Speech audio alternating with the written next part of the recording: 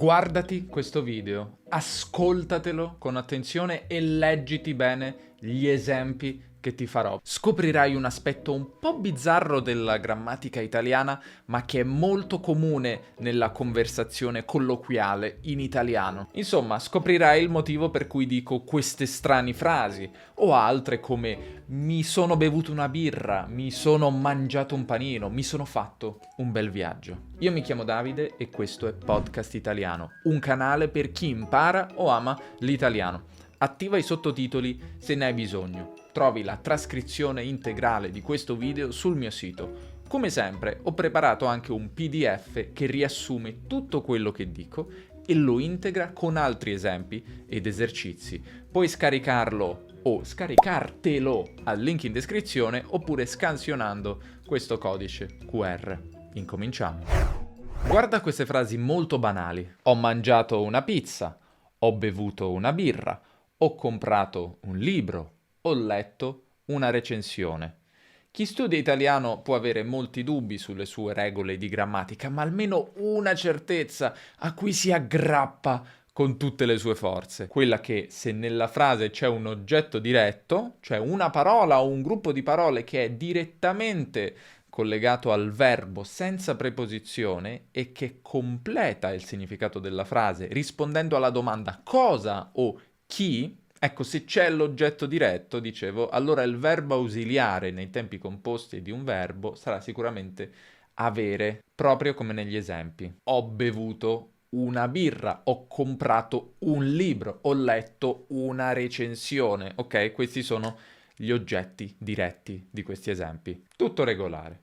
Ma poi, improvvisamente, nella vita dello studente di italiano succede qualcosa di inatteso, qualcosa di sconvolgente. Si trova di fronte a queste frasi. La prima è Mi sono mangiato il mondo, titolo del libro di Chef Rubio, chef e personaggio televisivo italiano. La seconda è Ti sei bevuto il cervello, altro titolo di altro libro. Poi abbiamo questo esempio giornalistico. 15 anni dal crack Parmalat, così i francesi si sono bevuti il latte italiano, titolo di un articolo pubblicato sul quotidiano Il Sole 24 Ore. Procediamo con quelli che si sono comprati casa nel metaverso, sul quotidiano La Repubblica. E finiamo con Tedua si è letto tutte le vostre critiche, ma ha comunque trovato il paradiso, titolo di un articolo sul sito Rolling Stone Italia. Cosa hanno in comune i titoli che ti ho appena presentato? Per prima cosa, tutte le frasi contengono dei verbi che chiamiamo transitivi,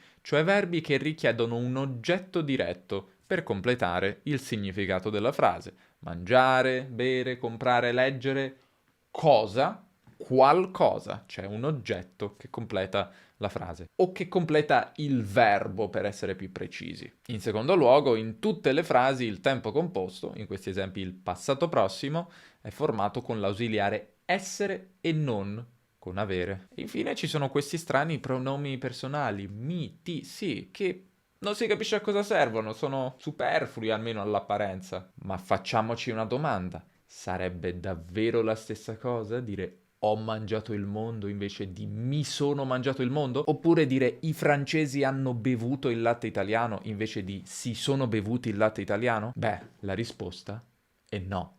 Non sarebbe la stessa cosa. Innanzitutto perché questo è un uso tipico della lingua parlata, della lingua colloquiale. Quindi togliendo di mezzo quest'uso avremmo frasi un po' più normali, un po' più blande. Avremmo a che fare con un registro più neutro. Ma non sarebbe la stessa cosa anche perché l'uso dei pronomi personali detti pleonastici, cioè apparentemente inutili, superflui, con i verbi transitivi, ovvero verbi seguiti da un oggetto diretto, ha una funzione specifica, quella di intensificare il significato del verbo, di dargli un valore affettivo, di indicare una partecipazione più sentita del soggetto. In questi esempi il soggetto sarebbe io, tu, i francesi, loro, Tedua. Ti ricordo che a volte il soggetto non è espresso, non diciamo io, tu, loro, perché in realtà si capisce che questo è il soggetto implicito o sottinteso grazie alla forma in cui si trova il verbo. E quindi un più intenso coinvolgimento emotivo,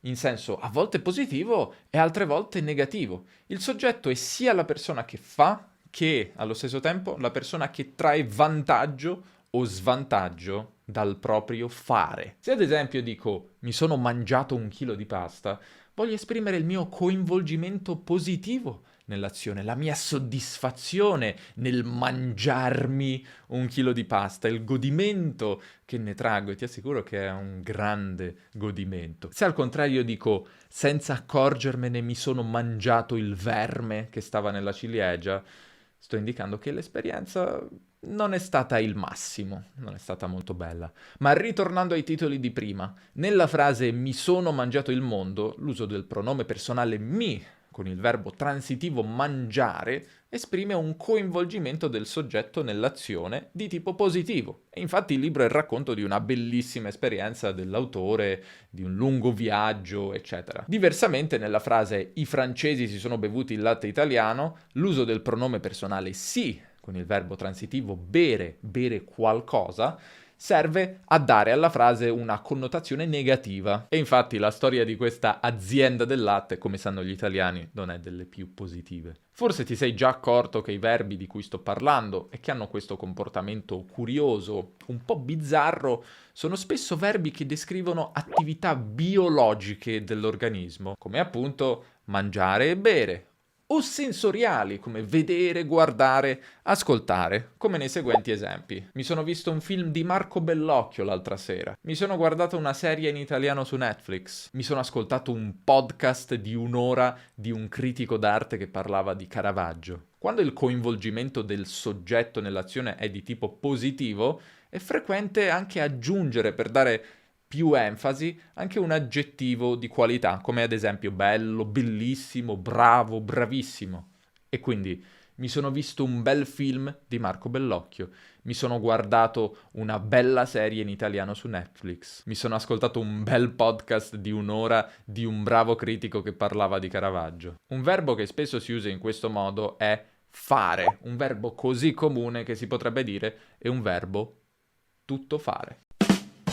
A questo proposito guardiamoci qualche video. Ci siamo fatti una bella passeggiata dal Duomo fino alla stazione. È davvero un film molto carino per rilassarti e farti 4 risate. Nel 1975 Diane e suo marito Peter avevano deciso di farsi una vacanza nella contea di Norfolk in Inghilterra. Nei 3 video abbiamo sentito queste frasi. Ci siamo fatti una bella passeggiata dal Duomo fino alla stazione. È davvero un film molto carino per rilassarti e farti 4 risate. Nel 1975 Diane e suo marito Peter avevano deciso di farsi una vacanza nella contea di Norfolk, in Inghilterra. In tutte e 3 le frasi il verbo transitivo fare, come prima abbiamo visto per mangiare, bere, guardare, ascoltare, è accompagnato da un pronome personale che apparentemente non servirebbe, si potrebbe anche togliere, e nei tempi composti dall'ausiliare essere. Ci siamo fatti. Ma come abbiamo detto, si nasconde dietro questo uso apparentemente un po' strano e inutile una più intensa partecipazione del soggetto, ma anche una maggiore informalità. Sono frasi tipiche della lingua di tutti i giorni, della lingua parlata. Facendo una riflessione linguistica più profonda, possiamo affermare, come fanno alcuni linguisti, che si tratta semplicemente di un uso riflessivo di questi verbi, che li rende perciò simili ad altri verbi come lavarsi, vestirsi, truccarsi, verbi che probabilmente conosci bene. In questi verbi l'oggetto e il soggetto coincidono. Mi lavo significa io lavo me stesso. Ti vesti significa tu vesti te stesso o te stessa. In senso stretto, questi sono i veri verbi riflessivi, quando il soggetto è anche l'oggetto. Ma si potrebbe anche estendere la nostra definizione di verbi riflessivi e considerare riflessivo anche qualsiasi verbo che ha un oggetto diverso dal soggetto, ma che è comunque accompagnato da un pronome che in qualche modo indica il soggetto stesso, un vantaggio per quel soggetto. Se dico mi sono fatto una bella passeggiata, il soggetto è io, l'oggetto è una bella passeggiata. Quel mi indica un vantaggio per il soggetto, per me, è come dire a me, per me, a mio vantaggio. Il soggetto è sia punto di partenza che punto di arrivo dell'evento descritto dal verbo, anche se l'oggetto è un altro. Se gli esempi che abbiamo visto ti sembrano un po' colloquiali, beh, lo sono, ma ci sono in realtà casi simili, ma più normali, più standard, in cui l'uso pronominale con l'oggetto in realtà è la norma ed è l'unica possibilità. A volte in una frase con verbo transitivo e pronome pleonastico, cioè come abbiamo detto superfluo, che si riferisce al soggetto, l'oggetto diretto indica una parte del corpo, come per esempio in soffiarsi il naso, grattarsi la testa, rompersi una gamba.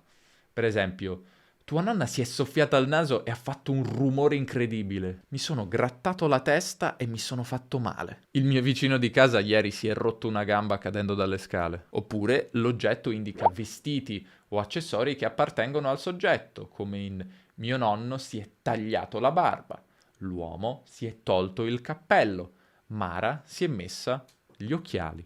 Tradizionalmente questi si chiamano riflessivi apparenti. Sono verbi che sembrano riflessivi, ma che hanno un oggetto che non coincide con il soggetto e quindi non rientrano nella tradizionale definizione di riflessivo, cioè verbo in cui il soggetto e l'oggetto coincidono. Mi lavo significa lavo me, io lavo me stesso, io e me stesso siamo la stessa cosa, no? Mentre mi lavo una gamba, beh, io lavo a me stesso una gamba, io e la mia gamba siamo due cose diverse, anche se la mia gamba forse si può dire che fa parte di me, ma questo è un altro discorso. A differenza di altre lingue europee, come il francese, l'inglese e il tedesco, in italiano non ci piace usare l'aggettivo possessivo, cioè non diciamo tua nonna ha soffiato il suo naso, oppure ho grattato la mia testa, il vicino ha rotto la sua gamba. Così come non diciamo mio nonno ha tagliato la sua barba, l'uomo ha tolto il suo cappello e Mara ha messo i suoi occhiali. Sono frasi strane in italiano. Infine c'è un altro uso simile che è curioso. Può capitare che il pronome pleonastico, quindi questo pronome superfluo all'apparenza, che accompagna il verbo transitivo, si riferisca non al soggetto grammaticale della frase, ma a un altro partecipante o partecipante dell'evento della frase, oppure partecipante nella conversazione, un partecipante di cui vogliamo enfatizzare il coinvolgimento. Per esempio, ma che errore mi fai? Oppure, pensavi di aver padroneggiato la grammatica dell'italiano, eh? Ed ecco che ti salta fuori un'altra regola strana. La prof si lamenta che gli studenti non le fanno i compiti. Proviamo a parafrasare queste frasi, cioè a dire quasi la stessa cosa, citando un libro di Umberto Eco, questa è una citazione colta, eliminando il pronome e rendendo esplicito il coinvolgimento che si vuole enfatizzare. Ma che errore mi fai? Può diventare ma che errore fai che mi provoca così tanto dispiacere? Dato che abbiamo tanto insistito su questo argomento, per esempio, quindi non dovresti fare questo errore. Ed ecco che ti salta fuori un'altra regola strana, può diventare ed ecco che salta fuori un'altra regola strana e so che la cosa ti dispiacerà. Oppure la prof si lamenta che gli studenti non le fanno i compiti, può diventare la prof si lamenta che gli studenti non fanno i compiti, cosa che per lei sarebbe molto importante. Forse dopo esserti guardato o guardata questo video non ti faranno più paura questi casi particolari. Se vuoi rileggerti tutte le informazioni di cui abbiamo parlato, se vuoi pure farti gli esercizi perché vuoi impararti questa regola molto bene, beh, scaricati il PDF che ti lascio in descrizione oppure apritelo sul telefono usando questo codice. E se ti vuoi vedere un altro video, te ne lascio adesso uno che ti puoi guardare bevendoti un caffè o un tè o quello che vuoi tu.